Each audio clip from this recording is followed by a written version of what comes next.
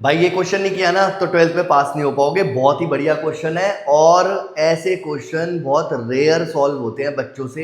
इन questions को याद रखना बहुत जरूरी है। स्पेशल ट्रिक वाला क्वेश्चन है, थोड़ा सा ध्यान से देख लेना। यहां पर हमारे पास जो सिचुएशन दी हुई है वो क्या दी हुई है कि fx की value x modulus x minus 4 है।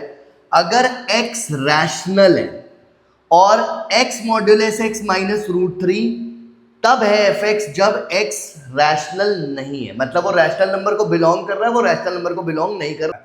तो इस चीज को ध्यान रखना। हमारा डोमेन रियल नंबर्स का है, कोडोमेन भी रियल नंबर्स का है। जो काम आएगा बहुत जरूरी इंपॉर्टेंट है। ऐसे क्वेश्चंस को थोड़ा सा दिमाग में रख लो। अगर मैं यहां पर fx की जगह पे 2 डालता हूं, देखो यहां पे 2 डालने पर तो मैं ऊपर डालूंगा क्योंकि रैशनल नंबर है x, तो 2 इंटू 2 माइनस 4, 4 माइनस 4 हमारे पास आ जाएगा 0। 2 डालने पर 0 आ रहा है। चलो अब मैं डाल रहा हूं यहां पे 3 की पावर 1/4, इसीलिए मैंने बोला था थोड़ा सा ध्यान रखना बहुत जरूरी है। 3 की पावर 1/4 जो है वो इररेशनल है, मतलब मुझे यहां डालनी पड़ेगी। तो 3 की पावर 1/4 मॉडुलस 3 की पावर 1/4 माइनस √3। तो ये देख लो 3 की पावर 1/2 माइनस √3, ये भी √3, ये भी √3, आंसर आ रहा है 0। तो दो की सेम इमेज आ रही है, इसका मतलब ये मैनी वन हो गया। तो पहली चीज तो ये हो गई, ये मैनी वन हो गया, यानी कि या तो ये वाला ऑप्शन होगा या तो ये वाला ऑप्शन होगा। अब आते हैं ऑन टू पे।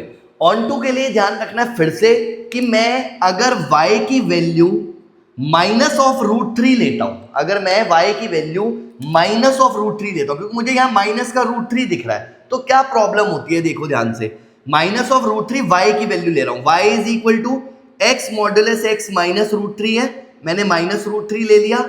अभी मैं मान के चल रहा हूं ये पॉजिटिव है, तो यहां पर ये माइनस √3 है, उधर जाएगा तो x स्क्वायर की वैल्यू 0, यानी कि x की वैल्यू भी 0 आ रही है। तो वो चीज तो पॉसिबल हो ही नहीं सकती, क्योंकि x जो है अगर रैशनल नंबर होगा तो मैं यहां पे पुट करूंगा, मैं यहां पुट ही नहीं कर सकता। इसका मतलब y जो है fx जो है वो fx या y माइनस √3 कभी नहीं हो सकता for all x belongs to real numbers. इसका मतलब कोडोमेन और रेंज इक्वल नहीं होंगी, तो ये ऑन टू फंक्शन भी नहीं होगा।